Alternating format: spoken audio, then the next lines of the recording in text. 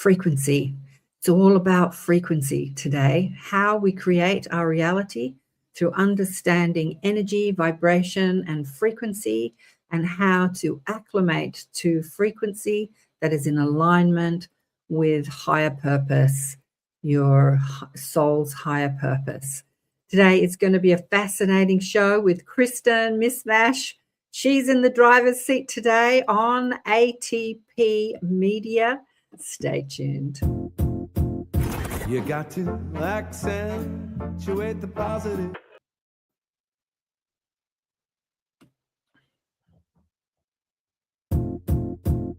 You got to accentuate the positive. Wow, I feel good. A little bit of feel good goes a long way. You're listening to Karen Swain, teacher of deliberate creation, accentuating the positive, showing you a way to a better life. Accentuating the positive, it's not just fad, it's sanity. Who in their right mind would accentuate anything else? If you feel like that's what you want to do.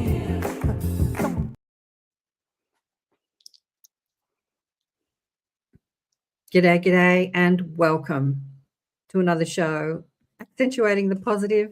Oh gosh, my computer is just not so slow. I'm trying to get this organized. Did that intro come on straight away, or was it delayed for you guys as well? It delayed a little. It's my computer. But hello, everyone. Karen Swain here. You're listening to ATP Media on the United Public Radio Network and the UFO Paranormal Radio Network, syndicated radio, all over the place, streaming on about 8 platforms today, the live show. But so Kristen, Miss Mash, is in the hot seat today. The times have changed. So for people listening in the Southern Hemisphere, we are on an hour earlier today. Maybe that's why you haven't shown up, because I know we've got quite a few Aussies and New Zealanders that show up for the live. You might not have known that we normally go 10:30 Sydney time, 9:30 Queensland. It's now 9:30 and 8:30 in New Zealand, even earlier. But I'm going to let Kristen do her thing and take it away. Kristen, introduce, I guess. Thanks, Karen. I guess I'm doing Karen's thing, but I'll do it instead. So I just want to let you know, Karen, that I really appreciate this opportunity that you give me to, practice doing these interviews. And it's not practice anymore. It's the real thing. And I met a really cool, beautiful human last week. Well, it's been about 2 weeks now at the Conscious Life Expo. And on the Elevate show a couple weeks ago, we talked about me attending that. And I met this woman named Leslie Zerman. And I'm just going to briefly go over her bio while you guys get to look at her smiling face. Leslie Zerman is the creator and facilitator of the Divine Harmonic, a living field of divine intelligence that supports balance, coherence, and embodied awakening. Her path into this work has unfolded through years of devotion, spiritual inquiry, and a series of profound transformative experiences. And I cannot wait to hear more about her deeper spiritual journey that began long before your work became public, Leslie. Is that right? Yes. I actually just kind of stepped out into the world over a year ago with the Divine Harmonic. Wow, that recent. Oh my goodness. Well, I'll just tell you guys really quickly. I'll tell you my side of the story, how I met Leslie. So I was at the Conscious Life Expo in Los Angeles 2 weekends ago, and I was running the booth for Portal to Ascension, Neil Gore's team. They've got the New Living Expo coming in a few weeks. And so I was just there to promote it for them. And looking kitty corner across the pathway there in this huge ballroom full of vendors, I just kept catching the eye of this beautiful woman.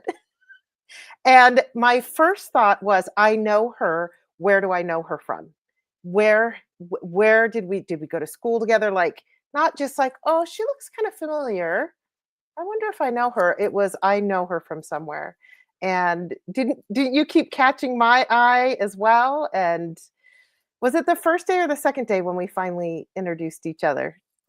I think it was the second day, and I kept looking over and I thought, that feels like a childhood friend or like a really old friend, maybe not from this lifetime.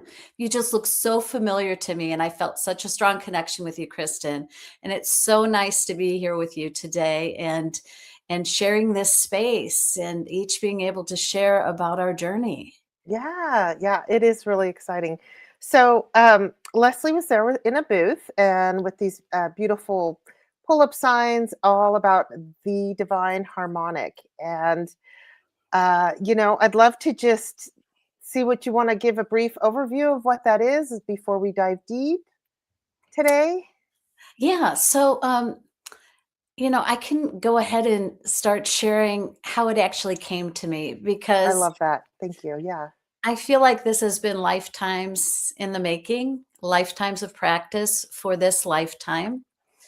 And about 4 years ago, I was with a friend and we were doing something called CAP. I don't know if you're familiar with it, but it's a Kundalini activation process.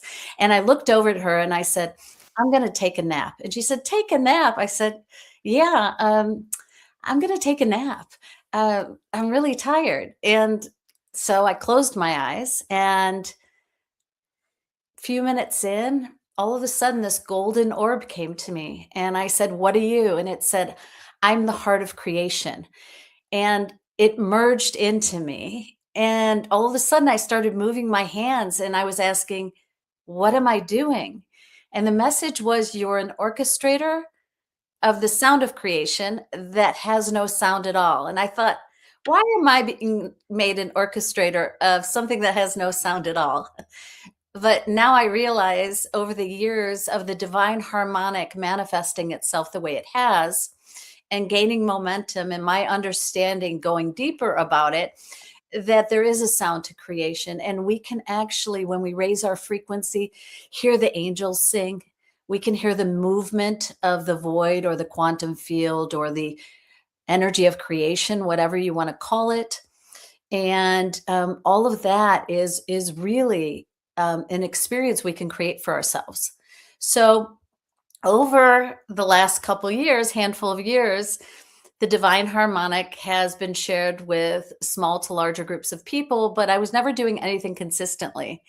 And then last year, January time, I got a significant push to put myself out into the world, which I was actually avoiding being seen, probably because of lifetimes of sharing different things and the outcome to sharing those things. And it was a big enough push to have me start doing groups. And then over the last year, monthly, I've done now 3 different programs and ended up at the Conscious Life Expo with you just a week. Yeah. Okay. So I came to the Conscious Life Expo from here in Salt Lake City. So it was like a 10-11 hour drive for me. I got to stay part of the way in Vegas with my brother, which was awesome.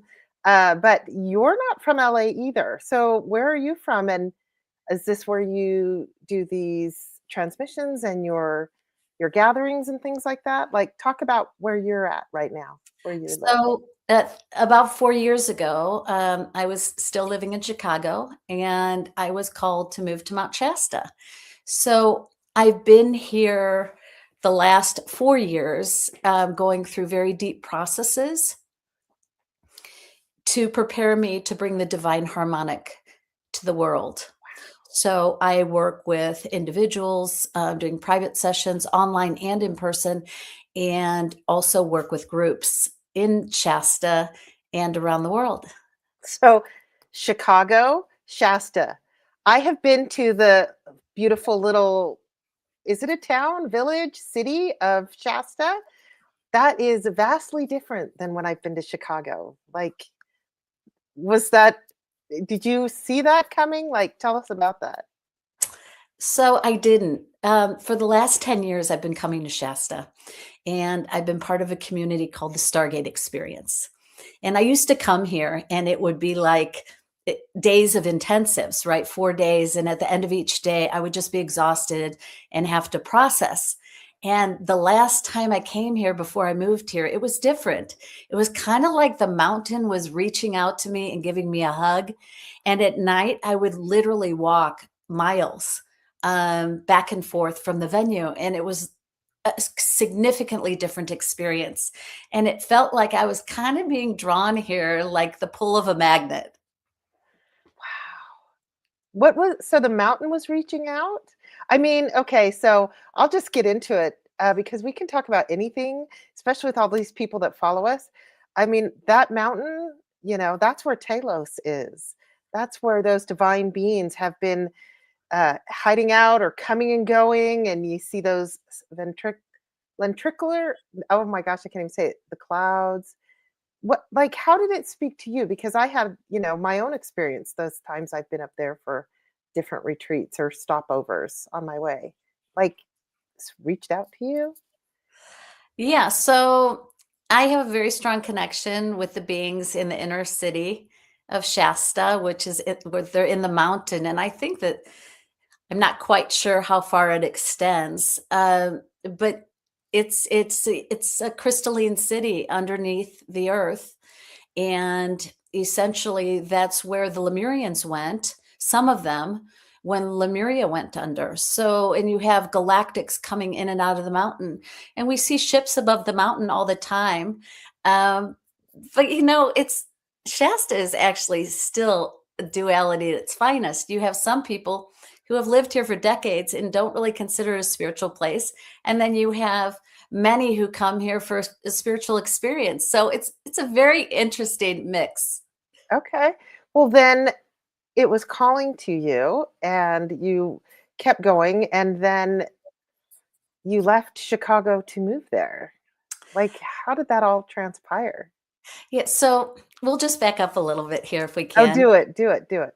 Yeah. So I spent 30 some odd years working in human resources and hiring people for companies. So my experience was really honing me to understand the human condition, which is kind of funny because this is all about the human condition, right? And how we deprogram ourselves, release the distortions, the limiting belief systems, anything that may be prohibiting us from having an experience of our own true nature, of the essence of who we really are. So it's been an interesting segue. It was actually a great training ground for me, corporate America, and being in a position where I was working with humans every day and with something so sensitive and important as making a job change. So it was really, like I mentioned, a great training ground for me in being able to relate to people and understand what they're going through and their needs.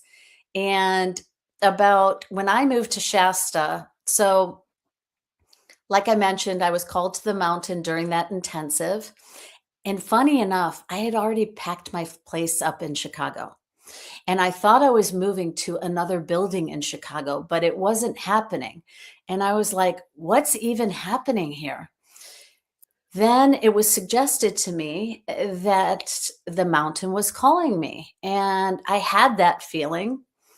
And this was during COVID, where you couldn't find a car, you couldn't find a place to live. All of a sudden, everything that was accessible to us before disappeared. Maybe not everything, but many things, right? So I thought, well, I don't really want to move to a small town. And then it was suggested to me, well, maybe you consider moving there temporarily. And I thought, that's a possibility. And the next day I had a place to live. The very next day? The next day. And what's interesting is, right, there were such a limit of cars. So I go to the car dealer. It's the end of December. And I said, I'd like to buy a car. And they're like, well, when are you expecting it to arrive? When do you need it? I said, February 1st. And they said, well, we can't promise that. I thought, and I just got this message, it'll be there. So come February 1st, sure enough, the dealer calls me and says, how are you? I go, you tell me, what's up with my car? And he's like, I don't know how it happened, but it's here. And I thought to myself, I do. It's like with any of us, when we're meant to be somewhere, everything aligns. It's a very easy process. There is no pushing, it's just a flow. Even driving across all the snow states from Chicago to Shasta during February, I asked for not one flake of snow, and I didn't get one until we arrived in Shasta the next day. We got about a foot of snow. Well, and Shasta itself is quite a higher elevation. I mean, the mountain is very high, but how high? What's the elevation of the city? Do you know? I think Like it's 3,000, I four think it may thousand? even be close to 4,000. I'm not quite sure. Actually, I think I looked it up. It's similar to Salt Lake City, so I think it's 4,500. 4,500 feet above sea level. So that's pretty. That's snow. Yeah. And was it very different than the Chicago snows and everything? Did you love Yeah, it? it definitely is, because in a big city, it's like white for a few minutes, and then the city effect kind of changes the color and Yeah. snow starts to look a Yeah. little bit dingy. But yeah, I mean, it was magical. And it made me laugh because I always like to say, you can't make this shit up. It's like these things, these miracles, these pathways open up for us. Right. And it's when we're in the flow. So it was just a confirmation for me, Kristen, that like I was doing the right thing. And I ended up landing here and working my corporate America job for another year remotely. And then I got the message, it's time to leave your job. And that was 3 years ago. And I volunteered for a layoff and I haven't looked back. Oh, that's amazing. That is so cool. Okay, so Susan is asking a question here for you. It says, Leslie, have you met non-human beings at Shasta in person or more energetically? So fascinating.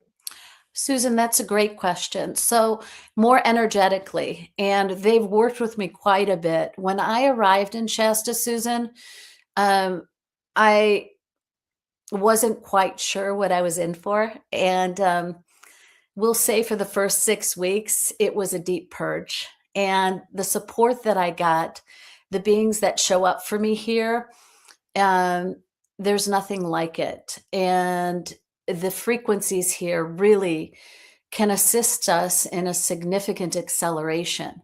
So I haven't seen them physically, although the mountain has been asking me to bring groups to the mountain, which I do plan on doing, and opening up interdimensional doorways. So I feel like it's on the menu.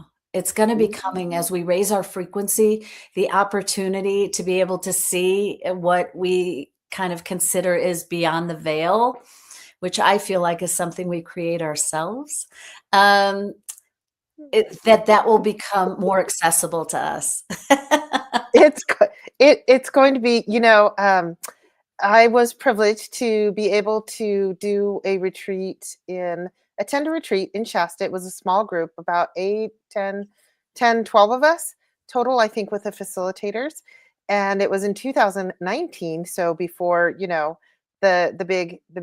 big shutdown of everything. And we had a facilitator who took us through a meditation into the mountain. He took us to a very special spot, and we had prepped over a couple days to be able to do this. And for myself, I have a spirit guide that showed up.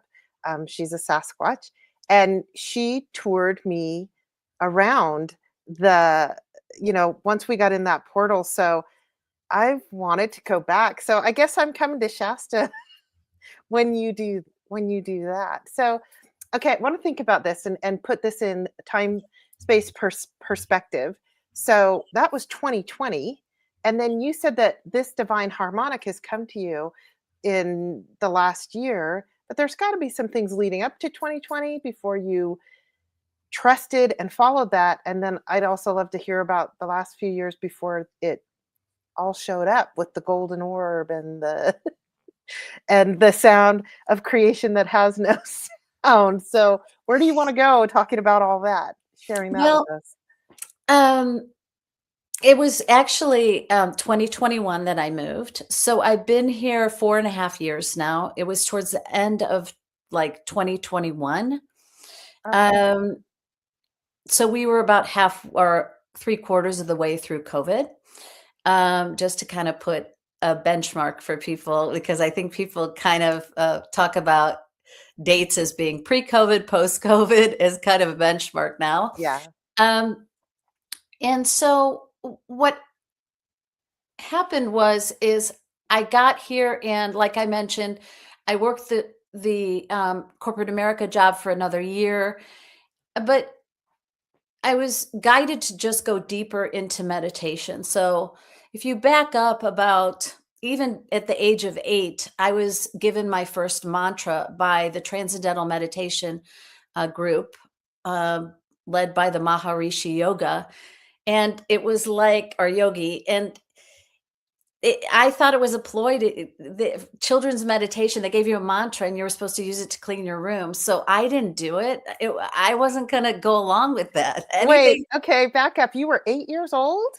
What was this program? What was this cool thing? So Even if you thought it was to make you clean your room. I could have sworn it was, but that was my perspective as a child. Anything that tried to move me to clean my room was not something that I was going to agree to. Um, so my mother was a transcendental meditator, and so she meditated for 50 years. She even talked about at some point being able to levitate. And I used to ask her, I would say, are you meditating to feel better? Are you meditating to connect to God, to source, to spirit, whatever people want to call the greater power that is? Um, and she said to connect to God, which I thought was amazing. And I know that my mother's been a yogi in a past life. And it's just interesting how we incarnate with different intentions and with different programs and patterns and things to clear in a lifetime, because she had resistance to spirituality on many levels, although she was an avid meditator. So I was introduced to the mantra, and time passed, and my MO throughout my life was just really to have a good time. And then at some point, it was like maybe around 2011, Okay. I remember looking up from my computer, and because I've been working remotely for decades before other people had, and thinking to myself, oh my gosh, I feel like I've been asleep. What's going on here? Did you ever Yeah. have that feeling? Yeah. Oh, uh, yeah, mine was a slower awakening until it wasn't. Because I was questioning. I think I saw the edges, of the curtain, but, Mm, hadn't felt that it was safe to pull it back. mm, So, yeah, definitely. And I can remember times as a very small child, and I don't know if you know, but some of the listeners do, that I grew up with a heavily religious background in the Mormon Church, the Church of Jesus Christ of Latter-day Saints, and I didn't grow up in Utah, which is the Mormon Mecca, but I've lived here for 30 years now. So, but I do remember sitting in the backyard playing with some toys in the sandbox by the strawberry patch. And I say all that because it places me being about 3, 4, 5 years old. And I remember stopping and looking around going, this place is really weird. This place is strange. Why am I here? Because this is so small and it's so big out there. What why am I here? This is weird. And then I kind of snap back into the smell of the strawberry patch drew me back, or something. But yeah, so there's moments of that as a child. And I found that not everybody has that, by the way. A lot of people do, but not everybody has those flashing moments. But um and then my religious background, there is a mysticism to the Mormon church if you dig deep enough, and that's what kept me there for so long, was mm. the mystical side. And then I just realized that it's this little teeny mystical side, like this big, and I just wanted it all. So yeah. So that's kind of more, my journey with coming to this kind of stuff. And it's been Well, just over 10 years since I've completely walked away from it all. So, Hmm. yeah. Yeah. Well, it's interesting because I actually did have an experience as a child. I remember looking out at the sky, and you know that moment where the sun is setting and your eyes have to adjust? And I had a thought, I'm not from here. Ooh. And all of a sudden, I just whatever it was just this knowing I wasn't from here, and then I just ran off and played. Because again, that was my thing. I just wanted to have fun. And we know the spiritual path. It's, you know, everything is based on perception. However, some of it has gotten a bit intense along the way. And, Yep. like we were talking about in 2011, I had that awareness that I had been asleep. And then I started Googling. I started Googling all these things for like 2 days. And then I thought, okay, I feel like I'm going down a rabbit hole and I don't want to be in that, but what's happening? And I went into what we call the dark night of the soul. And I remember speaking to an astrologist, and she said to me, so Leslie, your chart is cataclysmic. And I was like, oh, okay. What does that mean in astrological terms? And she goes, well, you may need to go on medication. I go, what? And she goes, well, I did look forward in your chart. And about 4 years from now, it shows that you do get some relief. And I thought, oh, 4 years isn't that far off. And I will tell you, those were the 4 most intense years of my life. And it wasn't just a seed that was planted by her. It was, yeah, it was a very dark time. And I feel like as humans, we don't know the light without the dark. We live in duality where comparison is necessary. Like we don't know what one thing is without the opposite. So traversing those days, nights, years of being in that energy was very useful to me.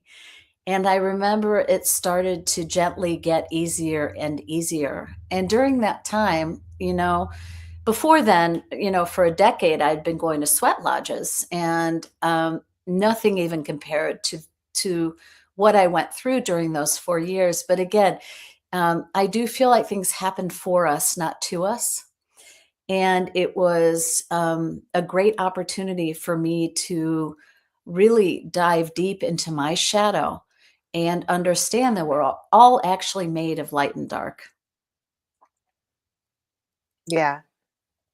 We are definitely, but it can take some of us time to to realize that, and to realize that the light and dark is there for a reason. So you went through that and you had a gentle release come out of, and Well, it was intense for a very long time. And then all of a sudden, I remember one day things started to gently shift, and it uh-huh. wasn't something significant. But then I started to really feel my own suffering. And Oh, and I was seeking at that time and wanted the relief from that, because the intensity was able to reveal to me an inner world where I started to have the realization that the only way out is in, and it's an inside job. And when we go inward and we're able to witness ourselves and be able to be with what is, we have a very unique opportunity to liberate ourselves from it. And that actually was a necessary experience for me to have, and to also come to that realization, because the divine harmonic is a frequency of the golden frequencies of liberation. So if you don't mind, should we start diving into the yeah, a little let's bit? dive into that because Okay. So the divine harmonic, like we talked about, the golden orb came. I was an orchestrator of no sound at all, and really didn't know what that meant. So, and it continues to reveal itself to me, as everything does. But what it is it's a coherent field of divine intelligence. It's overseen by the Elohim, which are, from my experience, the architects of the universe, and oversee many things that happen in the universe. And there's a group of beings that I work with called the Golden Ones. And they've identified themselves as beings from different collectives throughout the universe that come together to create a council that oversees the divine harmonics for the earth, and and throughout the universe. So they support me in creating this container where we relax and receive these higher frequencies, which can work with us at our foundation. So what they do is, the more we relax, the more we receive. And the way I see it is, we're filled with programs and patterns, and until we're willing to release something, can we make space for something else? So all we need is a tiny bit of space, a little crack, the light can get in, and it can work its magic. And what happens is we start to relieve ourselves from this suffering, because I do believe we're all suffering on some level, and we can notice it by a pull in our arm, something that's clenching in our heart, a feeling in our stomach, a pain in our back. Our body indicates where we're at, emotionally. Absolutely. It's a great mirror for us. And so what happens is we turn music on, we just go into a state of relaxing and receiving, and spirit meets us where we are. So essentially, I call myself a conduit of source energy. What I'm also doing is connecting to the field and moving it in a way where it creates that balanced energy, where people feel held and can really move into a deeper state. And the experiences people have runs the gamut. And I also believe that whenever we're bringing forward anything, it's for ourselves first. So I always have a great experience myself to share after a session. Yeah. Well, and then how lucky am I that while we were there at the Conscious Life Expo, I got to have two experiences with you Yes. in this field. So her booth was set up that she had some meditation chairs back behind the table, and it was actually quite a large booth, and beautiful colors with the purples and the divine harmonics, and her artwork is amazing. We were talking about that yesterday, her and I. But I got to sit down and put on a set of noise canceling headphones with a couple other people. And I will tell you, when I did this, it was the third and final day of the expo. I was starting to clean up my booth. Some of the other people were cleaning stuff up. And, Leslie and her divine young people that were the little freshies that were assisting her, come, Kristen, come and sit. We have a spot. So I got to sit, put on these headphones on this comfortable meditation chair. And I say that it was the end because I was a little tired, the noise and the hustle and the bustle for 3 days. And it took me a minute, maybe a minute and a half. And then Zoom, I was all alone in a big, vast, empty hall, and I was sitting in the corner in a meditation chair, just in this big hall. And I just sat there and took it in and went, okay, there's something for me here. And it was just about 2 or 3 songs, I believe, that I got to cycle through that were your selection, and you can talk about your process in a minute. But oh my gosh, totally relaxed, calmed me, just made me feel at peace and energized enough to get through the rest of the expo. But I did feel completely like everything dropped away. It was just a large empty space, which was what I was really kind of craving at the time anyway. So So that was the one. Do you want me to tell about the second experience as well? Sure, yeah. Okay. So this was a transmission. That's what this was that I went to, a transmission, correct? Mhm. Okay. And we had one of the breakout rooms, and there were 20, 30 people in there. And I was a minute or two late, which, apologies. But, I got up there, found the room, quietly sat down on my seat, and most everybody else in the room was already in a meditative state. And I could see Leslie at the front, and there was beautiful music playing. And um, I kind of thought, oh, maybe this is like a little opening, and then she'll start talking and teaching something. But then a second song came on. And so I thought, oh, okay. And so I relaxed back in my chair, and I did peek at you a couple of times, Leslie, and I saw that your hands did some things and you had a few different facial expressions. But for the most part, it was, quite still. And then when I realized, okay, this is the process, I let myself go. And um, I didn't have much to share at the end when people were sharing, because I did one of those things where I shut down and I left. And I haven't trained myself to always know where I go when I go through deeper meditations or a transmission like this. But I do know that it was a game changer for me that day. And I was just centered completely all the way down after that.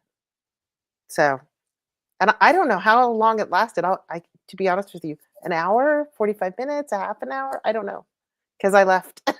I mean, I was in my chair, but I left just for people listening. So, yeah, it was incredible. And that was not with any context, not really knowing anything about your process, what you do, other than, seeing your beautiful glow from across the hall in Expo. So, yeah. Well, I appreciate you sharing your experience. Yeah, I mean, people have all sorts of experiences. Um, the energy definitely meets each of us where we are, which is nice. So, whatever we need in that moment to be able to potentially move towards releasing something that will give us some relief and help us relax enough. Because what I found is, our nervous system is holding all of these programs, patterns, belief systems, and vibrating at a certain level. And when we're able to relax the nervous system, it can gently start to release. So it doesn't have to be some intense process, it can be gentle. And these higher states are moving towards being more sustainable too, because the divine harmonic carries a stabilizing frequency.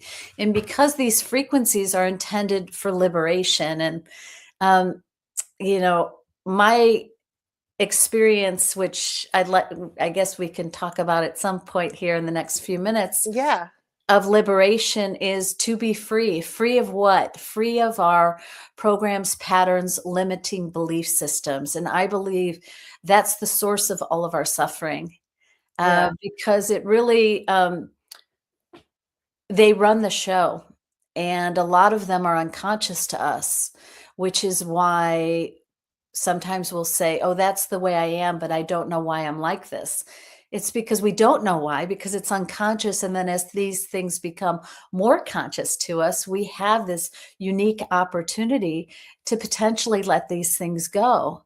So Yeah. it's, to me, it's so inspiring that we're starting to each experience the potential of the direction that humanity is going in. And that really is what fuels me to bring this to the world and to share this with people. Um, Yeah. Well, it says here, Kelly Neckbrock, 8123. I have done the Divine Harmonic many times, and it has definitely had a big impact on me. The mhm, energies are just beautiful and very supportive. mhm. So, yeah, that's just echoing what you're saying on how it can have an effect on us. So, go into then how it all came together then. So, my experience Yes. on August 24th was something that I felt like, and I feel like it's the same for all of us. That which we are seeking is seeking us. So if we call ourselves a seeker, what are we seeking? We're seeking really ourselves. That's my experience of being a seeker. And on August 24th, I came home after doing a group session, and the electricity went out. So I thought, oh, I'll just sit here and meditate. And all of a sudden, it started thunderstorming. And I hadn't ever experienced a thunderstorm in Mount Shasta before. And I was laying down and I could feel the thunder electricity moving through my field. And all of a sudden, I had an awareness that a light was coming through me. And the way I can describe it is God took a breath through me. And I started laughing and I thought, is this what I've been waiting for? And I had a realization of God. And I just call it another experience of being human. And just had a lot of information coming through during that moment as to all the things that were presented to me on my journey that may or may not have been true, which there's a lot that's not true. And one thing that I can share is that no one is ever omniscient or all knowing, and we never become anything fully anything on the earth, because when we do, we actually leave our body. So, and that there is no end goal. And knowing that there's no end goal, that we continue our evolution kind of takes the pressure off, doesn't it? Yeah, I can see that. So, uh, but then, what keeps me going, right? So, do I just let it go and go, I'll never get there? And so, or are you talking about also these ones that say, I have all the answers for you and I'm the Yeah. guru and Yeah. I mean, so no one has all the answers, from my experience. Now, other people may have a different experience. I honor where everyone is at in their journey, whatever their experience is their experience, and everyone's going to have a different one, right? But somehow we always know when we hear the truth, when we feel into what someone's saying. That's a great litmus test to know whether it's actually the truth or not. And then sometimes the mind gets involved and says, oh, that can't be true. The mind's always good for statements like that, right? right. But I found that when we actually say, okay, I'm not going to put so much effort into this, we start a more significant acceleration, because I found the non-doing, or the moments in between, the in-between moments of doing, because we're programmed to do as humans and to keep moving and to bigger, faster, stronger, better. And what happens if we decide just to be? In those states of being, I have found to experience the most significant shifts. And the experience I had on August 24th has left me in a state of non-attachment since then, which is great, because like I use the word great, but for a whole week afterwards, I couldn't even use any descriptive words because they didn't make sense to me anymore. And slowly I started to have a personality again, and understood that Wow. if I use the word interesting all the time, it's going to be really boring and no one's going to want to listen to it. So I need to start using words again that people relate to. So when I said the word great, I thought, well, I don't feel great. I feel neutral. To me, non-attachment neutrality is freedom. That's liberation. Now, it's just one level of it, because from again my own experience, and I would love to hear others, and I've met many enlightened beings in this lifetime that claim many, many things. However, here's the thing. We only continue to grow, right? So my experience still probably actually definitely has not fully revealed itself to me because there's never fully anything on the earth.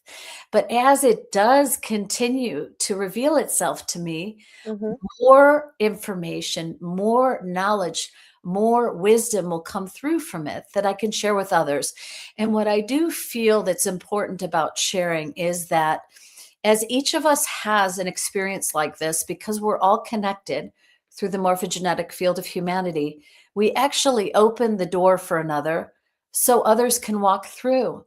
So when people are sharing with me an experience, I always know I'm there for a reason and I'm listening intently and I know there's gold in it for me. So, I feel like moments like this of sharing, they're so rich.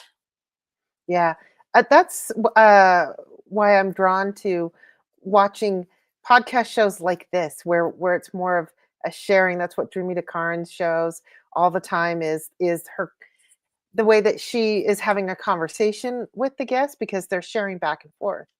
I really do love that, and actually, I mean, I'm curious about what somebody else is going through as well. I love to hear other people's stories. So I guess there's a little bit higher purpose to that then. So okay, so now I want to touch on this. You're mentioning August 24th. So this was just a few months ago. Yep. Oh my goodness. Yeah. And then you had that huge, what did you call it? God realization with the thunderstorm.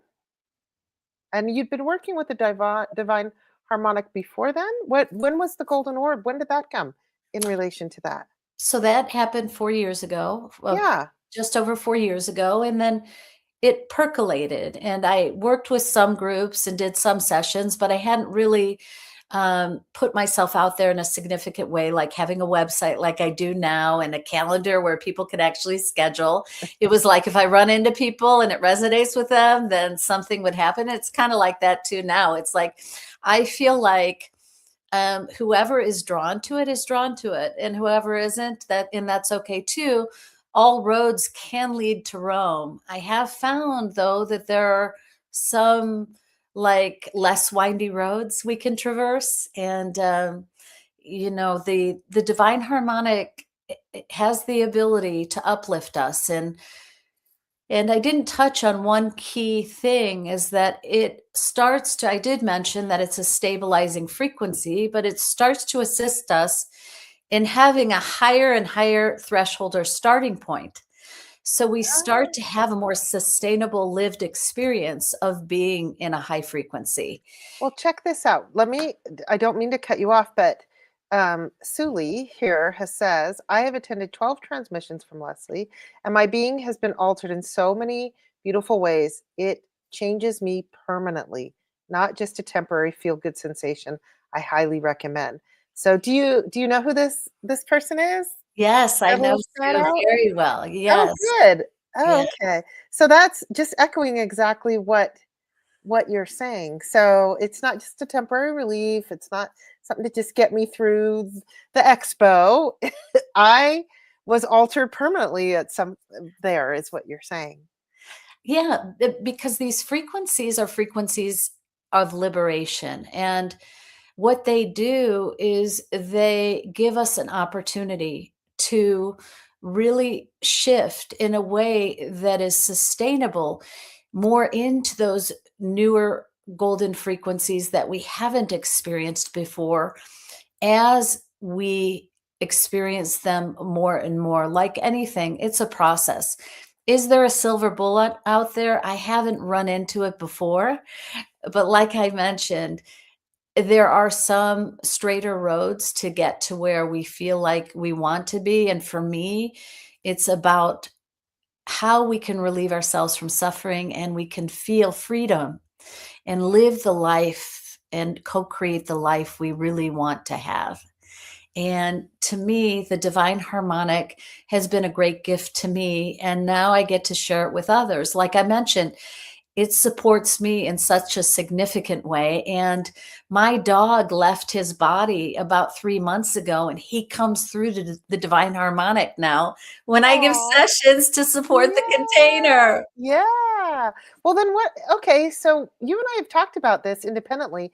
What's it like on your end then? So there is a room full of people and we're all having our own experiences, but what's going on with Leslie up there at the front? Good question. What is going on with me? Um, so I'm paying attention to the field a bit, but I'm also in my own experience. So like I mentioned, the golden ones are always there, and I experience a lot of gold, almost like it can be like threads coming into the room and weaving into figure eights. And then also just the golden energies of source pouring into the room and just really bright. A lot of times Jesus will emerge from that light, and he's a very close being to me, and walks with me on this journey in this lifetime. Um, and then all of a sudden, I think one of the last sessions of my last program, Jesus came through holding my dog, and my dog was like, "Let me go," and like flew into my arms. And I Oh, mean, we never know what's going to happen. I mean, to me, I had no idea that would yeah. happen. So Yeah.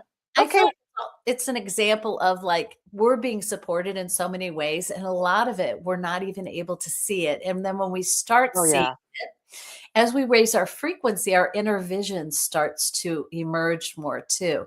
So many gifts can come out, each of our own personal gifts, our soul gifts that we bring, that are latent gifts that have not revealed themselves, can become more apparent, tangible, and lived. Yeah, just so many things happen. And I just continue to witness it. And all I say is thank you. Yeah. And thank you, because I get to experience this and then also witness other people experiencing it. That's that.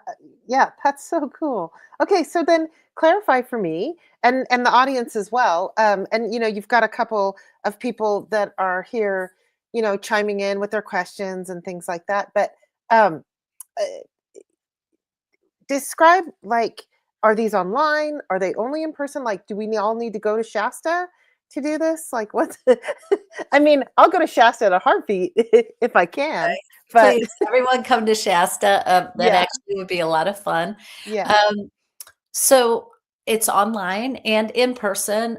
Sometimes I have a space here where monthly I was doing in person and online. And now I've been doing more online. I have a program coming up on March 18th. It's returning to our natural design. It's a 3-session series where we dive deeper into releasing and working at our foundational level to create that fertile ground for what I call embodiment.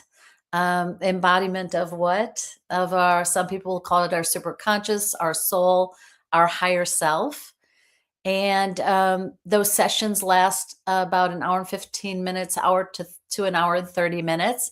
And then I'm also putting together, which I haven't gotten all the details yet, a retreat in Shasta. It looks like it's probably going to be in August. Oh, yeah. That's August has got to be a significant year for or time of the year for you now, right? So Magic. this coming August. What'd Yeah, you say? Magic what? the magic month. Yes, yes.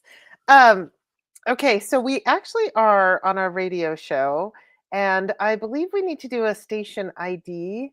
And I'm going to just break there because I have a ton more questions, but I haven't done the station ID before, so I'm going to reach out to Karen to to help us facilitate that. Well, the station ID has my name on it, and Yeah. because you're doing the show, because I've got a recorded station ID, so we'll just do it. We'll just chat. You're listening to ATP Media, and the host today is Kristen Mismash. Karen Swain is in the background listening to all this. Kristen met our guest today at a conference and resonated with her and said, let's put her on the show because she's got something to share.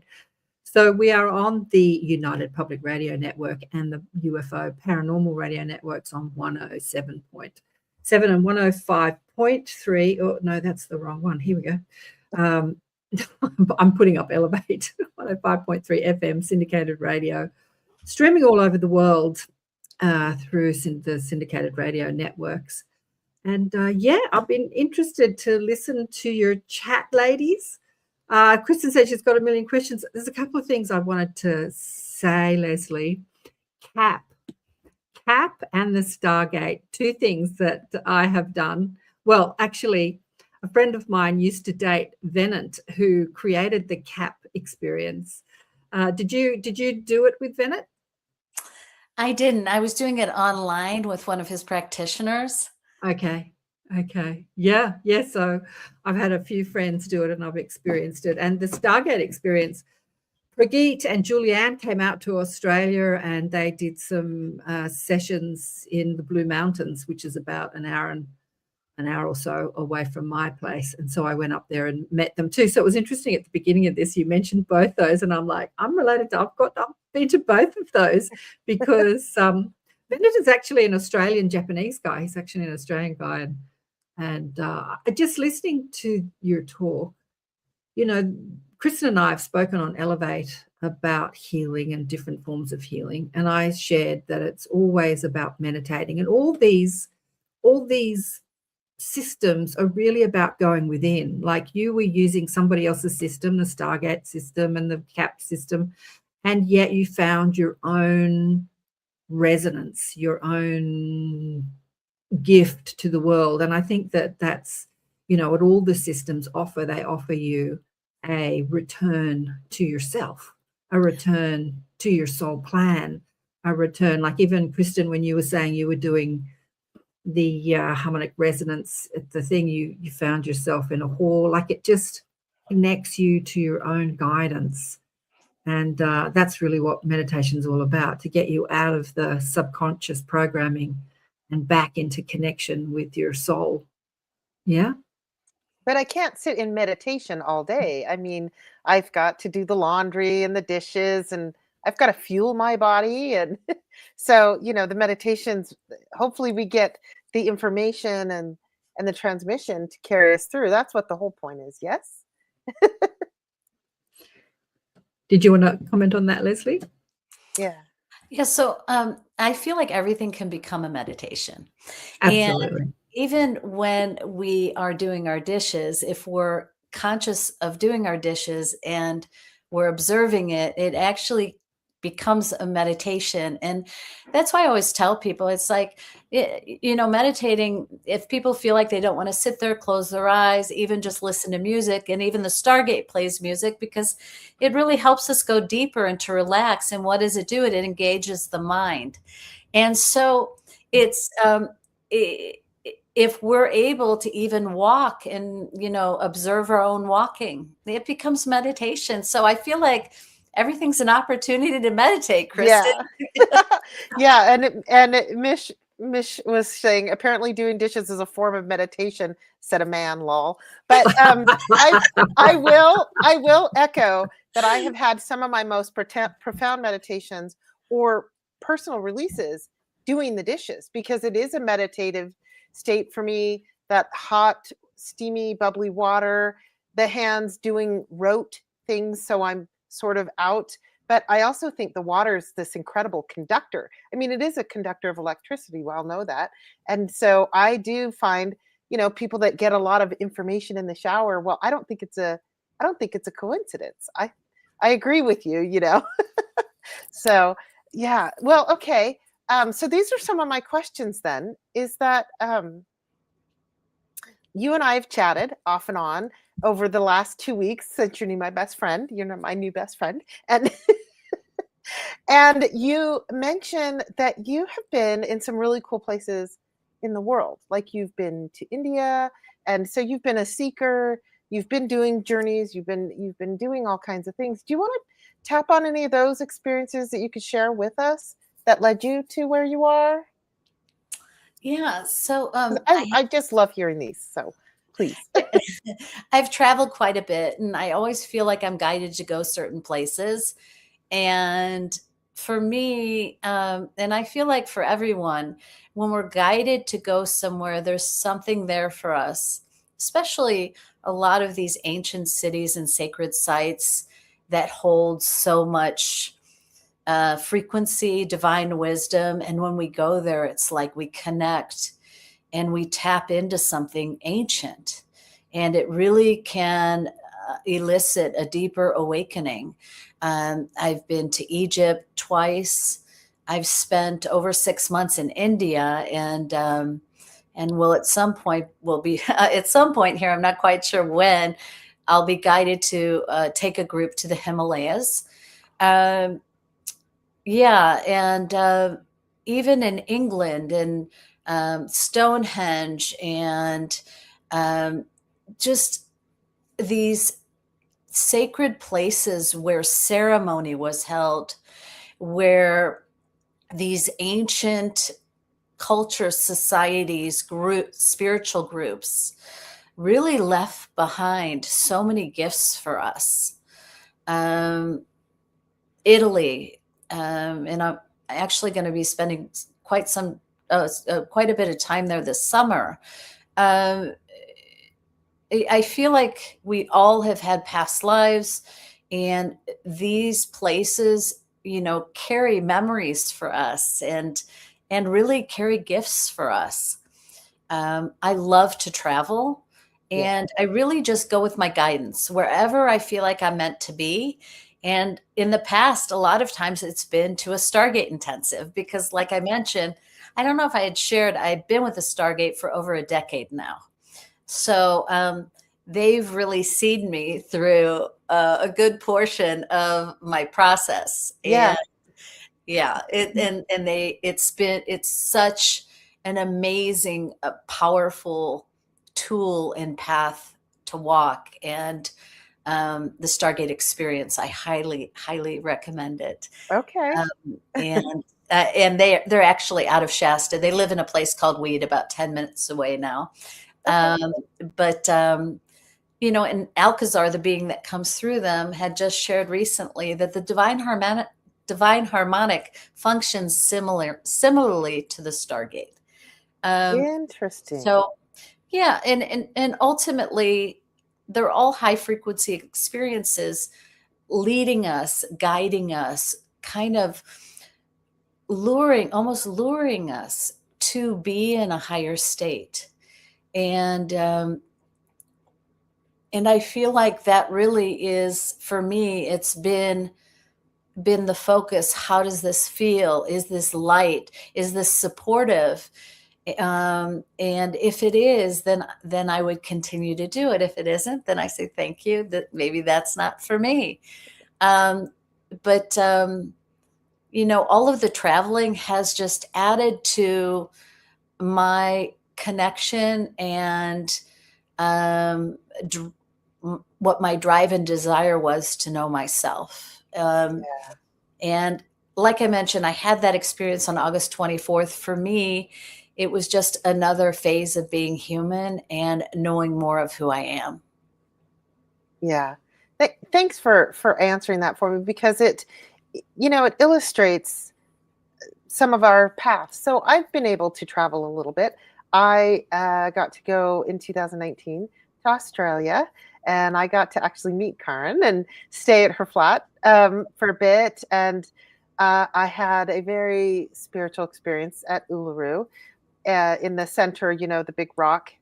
Oh my gosh, I would live there. I've been to Italy, and there were parts of Italy where I felt I was at home, but I hadn't been doing any of this work like you guys are talking about with the Stargate, mostly just stuff on my own, because I'm a widow. My husband passed away not long after that, but just before I'd gone to Australia, but between Italy and Australia, he passed away.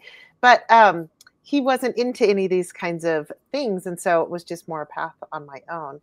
And I've been to Stonehenge too. We'll have to chat about that, but because I had some cool things go on in England. But I have to say too, not all of us have those opportunities. We've got family situations or funds, or maybe we can't travel for other reasons. But this was one of the things that I found was so interesting when I've been doing Karen Swain's online group for at least 10 years. So as long as you've been doing the Stargate, right?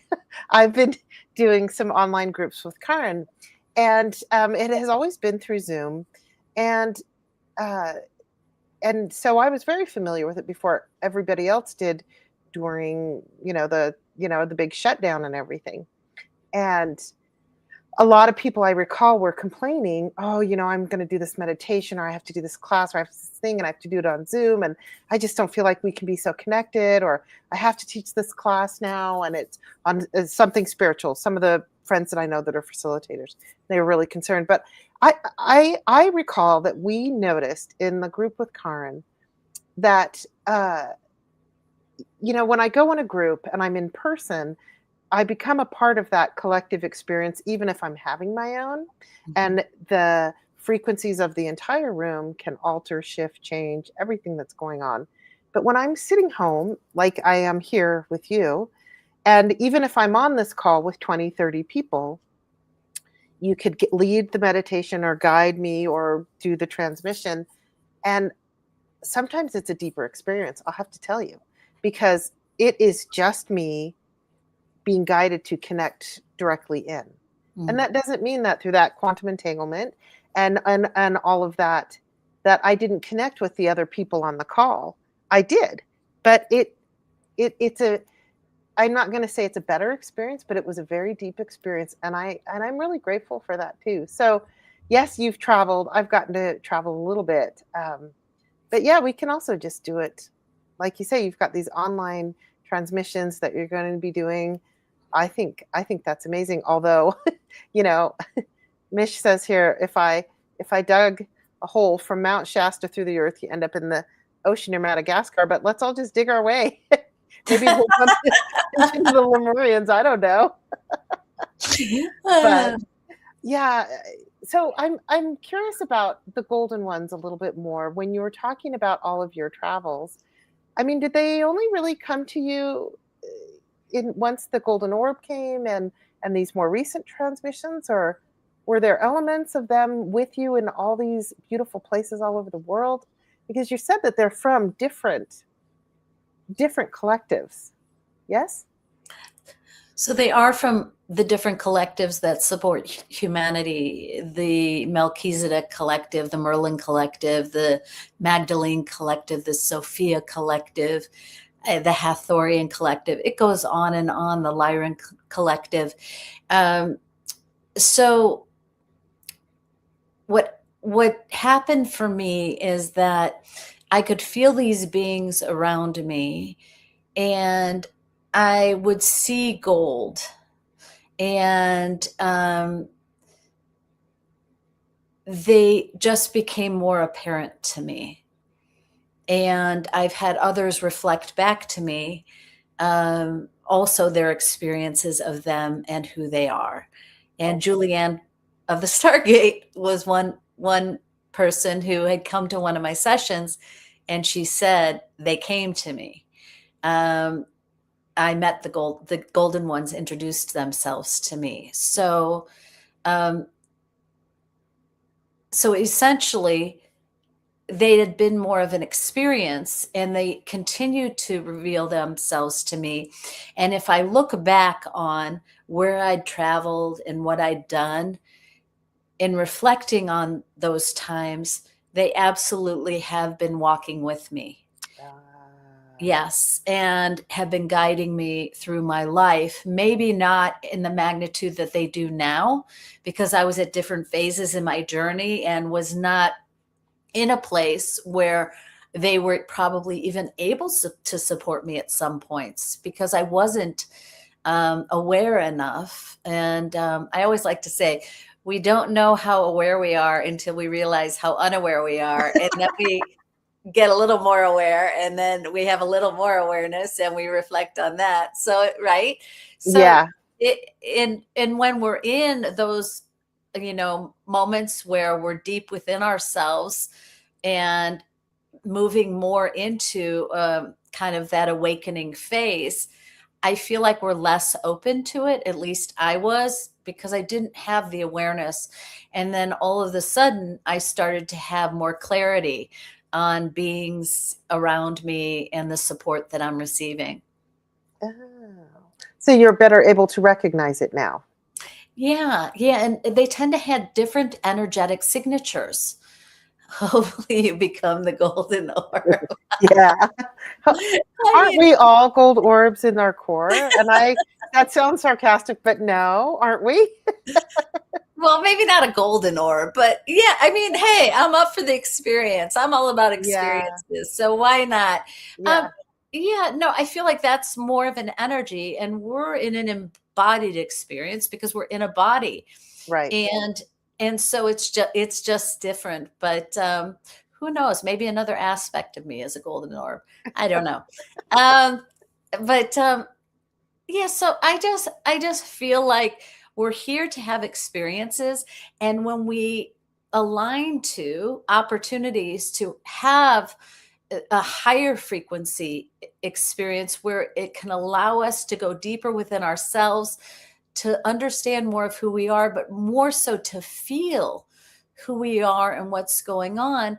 We have a very rare opportunity now that hasn't really, I don't feel like, been accessible to us the way it is in this moment on the earth, to really free ourselves, to liberate ourselves. Yeah. Yeah. I'm going to pipe in here. I love if your that's pipe okay. in. Talking about the golden orbs, and Carol Ann saying, hope you become the golden orb. I'm just having a chat to my mob, as I do when I listen to other people's stories, and they were telling me, and this goes for everybody too, but they were telling me, Leslie, about you, that they've always been with you, but they haven't always been present in your accessibility, in your consciousness, because it wasn't your time to do what you're doing now. And so they stepped forward when you made the decision to share, like when you made so you're doing the Stargate experience or the CAP experience or whatever meditative healing experience that you do. And at some point, this is with all of us too, with everyone, at some point we make a decision. Am I just going to utilize this for me, or am I going to share this with others? Or who am I on the world? Am I a teacher? Am I a transmitter? Am I a channel? Am I a psychic? And how am I going to share that? How am I going to be a part of the shift in this world? And they said once you made that decision, they step forward to be more present in your life. But interestingly enough, I see orbs with my outside eyes all the time. And the golden orbs are usually the ones that belong to the elemental kingdom. Like they're usually connected to the earth. Like I said, I've shared with Kristen and many people, my next door neighbor was a really great gardener, like a really passionate gardener. And she had been gardening one day, and she, walked over to my place and came in the door, and this golden orb followed her in the door. And she really wasn't into this conversation. But when I told her I saw this golden orb following, and I said, like, who are you? And they said, well, I work with her because she works with plants.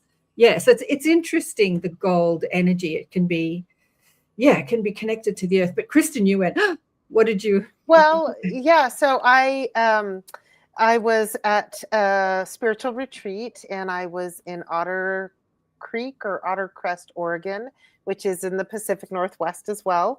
And we had gone on a forest through to, the facility, or taken to this beautiful forest for us to explore. And of course, I am, hoping to see with my big, bold, waking eyes an actual Outside Sasquatch. eyes. Yeah, with my Me outside too. eyes, the Sasquatch. Yeah. I'd love to, because I have a guide that is one and another, and I communicate, and they work with me with the world.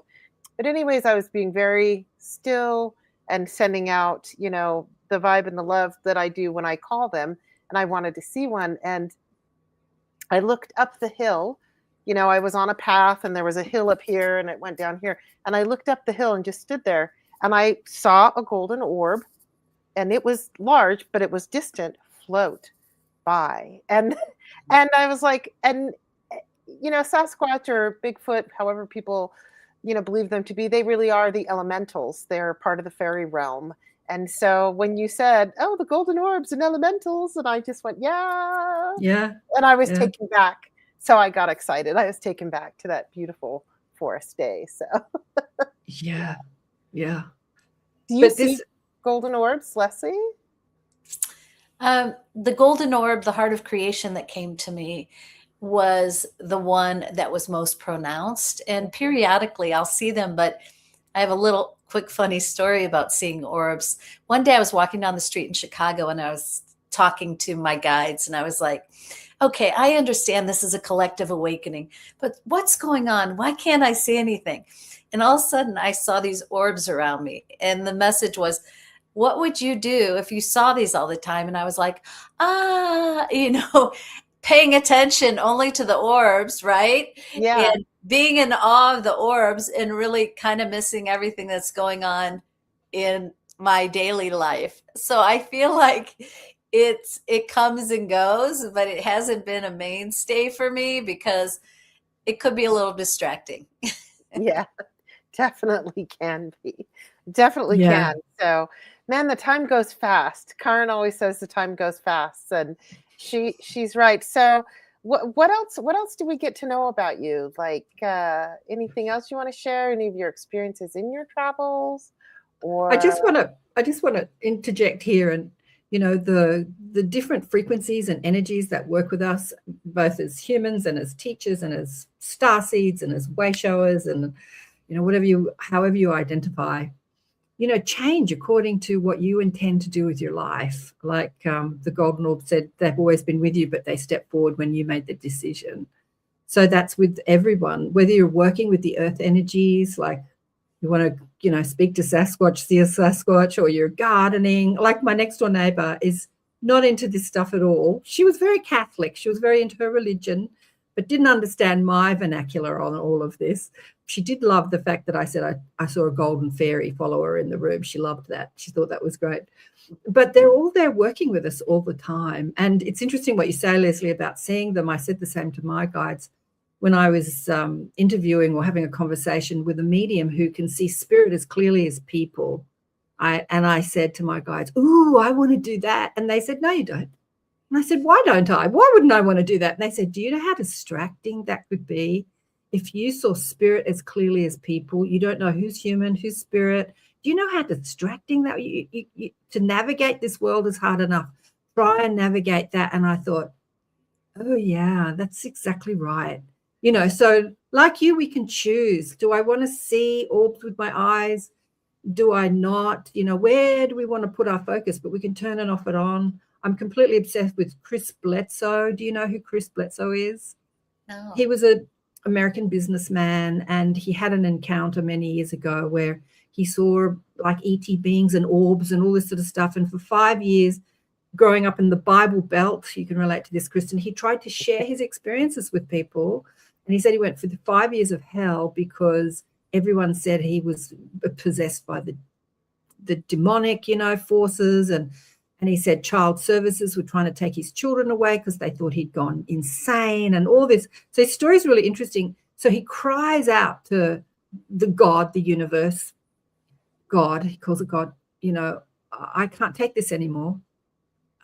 Please help me give some evidence of what I'm seeing because everyone thinks I'm crazy.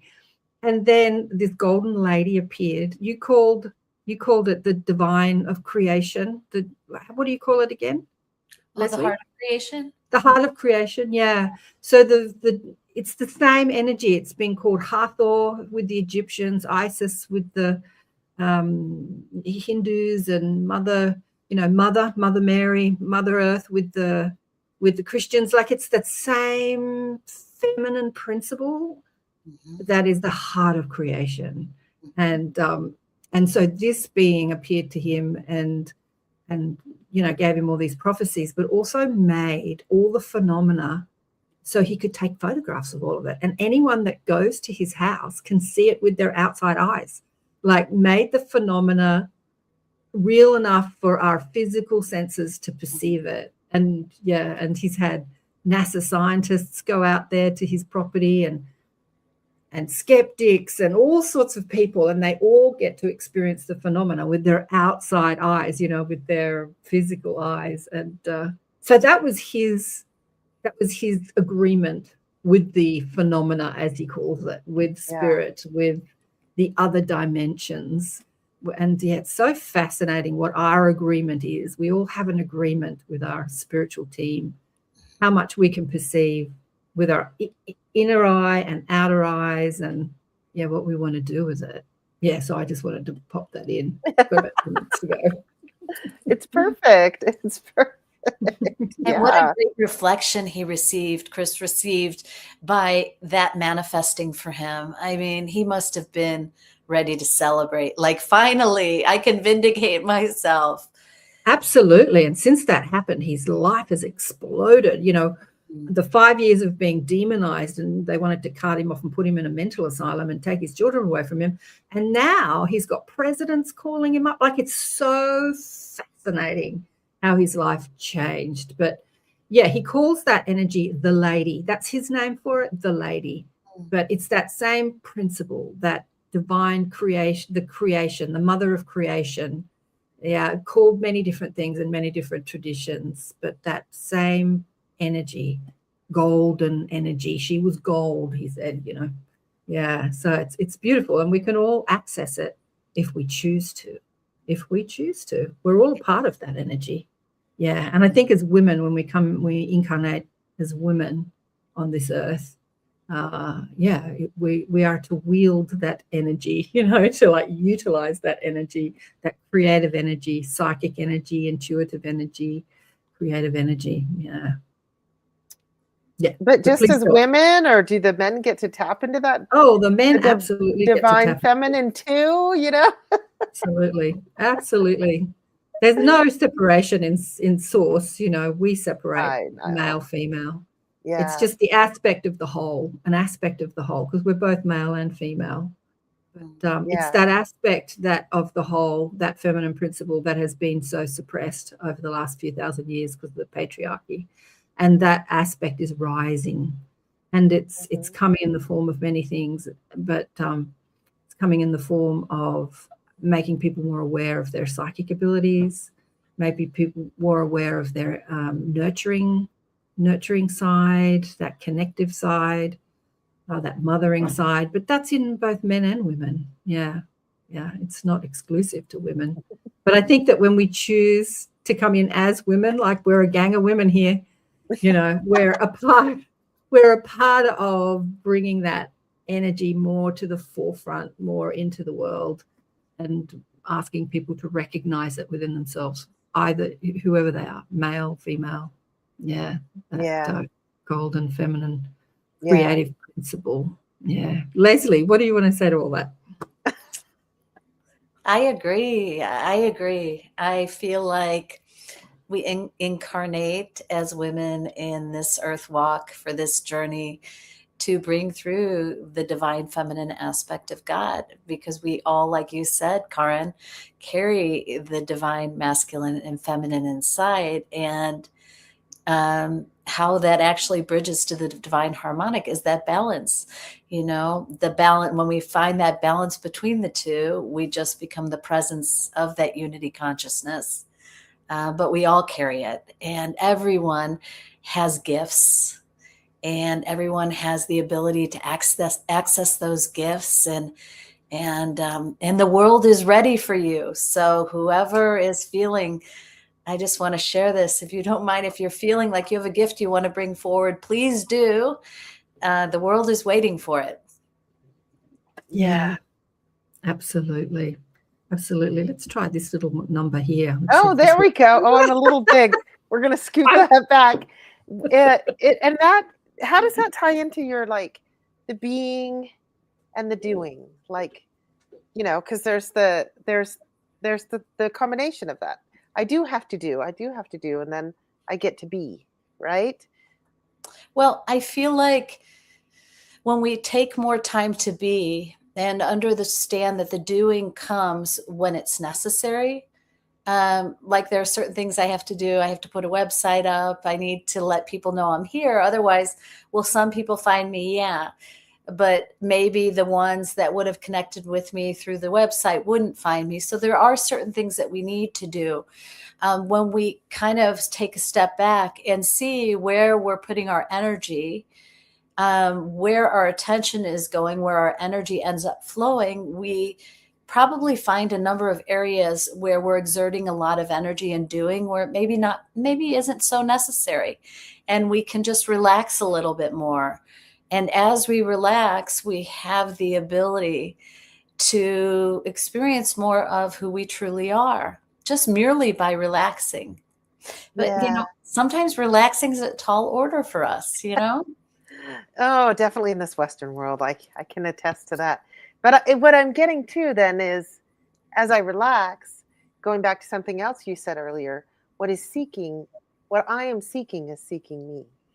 And so if I pause and take that breath and relax into it, then maybe it can catch me, or I'll be in the mode to listen. Is that kind of tying in like that, Absolutely. It's when we're still, when we're open to receiving, like Karin had shared and I had shared about being in the right state of being and in the right timing on my journey for the golden ones to appear and for the divine harmonic to reveal itself to me, for the heart of creation to come to me. So it was when I was relaxing and just being that these monumental moments and experiences revealed themselves. Okay. That's so beautiful. But do I have to? There are these people, and I say, do I have to? But I know more people than not that say, oh, I can't meditate. Meditating for somebody with ADHD is the worst, or somebody who's been through traumatic experiences. So don't have me do a meditation. And I think they get in their heads and they get too worked up over it has to be a certain process, a certain programming steps in, right? I have to do it a certain way to make it happen. And I don't think it's as complicated as that. I find it's not. I can get it while I'm doing the dishes. I can get it when I'm just relaxing under this gorgeous sycamore tree I have in my backyard, Yeah. What do you say to that? I agree. It's different for everyone. Whatever works, whatever allows us to be in a space where we can connect, where we can open a little bit to receive. And it can be anything: walking, running, laying in the grass, letting the sun shine on our face, doing the dishes, doing the wash, whatever it is, and it'll be different for everyone. And again, whatever works. That's the beauty of it. Yeah. It's personal. Yeah. I was just going to say, Carton, before you say something, I was in a meditation, in a big course class kind of training thing. And a woman stood up and said, after people had shared their experience in this meditation, and she's like, I think I'm doing it wrong. It wasn't the same for me. Like, you guys all saw this and that, and mine was totally different. And, I stepped in and I was like, I know from experience, because I used to think that, no, everybody's gets to be different because we're all so different. Exactly. And they're all different frequencies that are affecting my frequency. So go ahead, Carton. What have you got? Well, I was just going to say, we've actually run out of time where the show has finished. And I'd just like to thank you both. It's been gorgeous meeting you, Leslie. You're doing amazing work in the world. And kudos to you for having the courage to put yourself out there and make yourself known. Because I've been coaching New World teachers for 25 years now. And the biggest hurdle, they can bring through the transmissions, but the biggest hurdle they have is sharing that with others, putting themselves out publicly. And Kristen is doing the same thing. And now she's hosting the show, Elevate Show with me. And now ATP Media, she's been talking about putting herself more out there. And it takes guts and it takes courage. And just like Chris Bledsoe, when he was sharing what he was experiencing, and he was getting, from the Bible Belt, so much ridicule, that fear that we're going to be not accepted by our peers and our family and all that sort of stuff. I've got to say, we're in different times now than when Chris was doing it, or even when I was doing it 25, 30 years ago. We are in different times because of the internet. It's more accepted, but it does take courage And yeah, so congratulations to you for getting that out there and sharing your goldenness with the world. Well, and I just want to share that when we were at the expo, there was just a peace and a calm that Leslie just, and it wasn't just in her corner, it emanated. And I believe that's, I kept looking over towards her and catching her eye. It really is an experience to just have you in person as well. So I just hope that transmitted through this chat today as well. This has been delightful, Karen. It's been an honor to meet you, and Kristen, to spend this time with both of you sharing. It's just been delightful, and thank you so much for creating this space and blazing a trail, Karen, for those of us who are coming after you. It's so important. Oh, you're going to make me cry. And didn't Kristen do an amazing job? Everyone, Yes. leave your Yes, comments. Kristen! Because she's been talking about this, and I've thrown her in the deep end. So this is her second time being the interviewer, the host, and like gauging the conversation. And I just sat back and let her do it. I did pipe in because I did have things to say. But at some stage, I'll not even be here, and so you'll be all on your No, you'll always be here, Karen. No. Well, it depends how much commitment you want to make to this, because being a podcast host is a huge commitment. It's a lot of work, and it's mostly unpaid, but it's amazing because you get to meet incredible people like Leslie, and you get to have fabulous conversations, and the live audience is always so great to interact with the audience. I mean, it is a lot of fun, and it does change your life. Although I haven't made money from it, a lot of people do who have monetized their program. I've never managed to do that, but it is a joy. So thank you so much, you two. You're just thank you so much. A blessing. And Kristen, do you want to end the show? We're a minute over. Just please, thank you again so much, Leslie. What a pleasure to get to know you. You're like my own little golden orb. And go to the divineharmonic.com. We didn't even get into the fact that how that was free and available in the world of requesting a website, and how aligned is that? So thank you. We are on United Public Radio with Accentuate the Positive Media, Karen Station.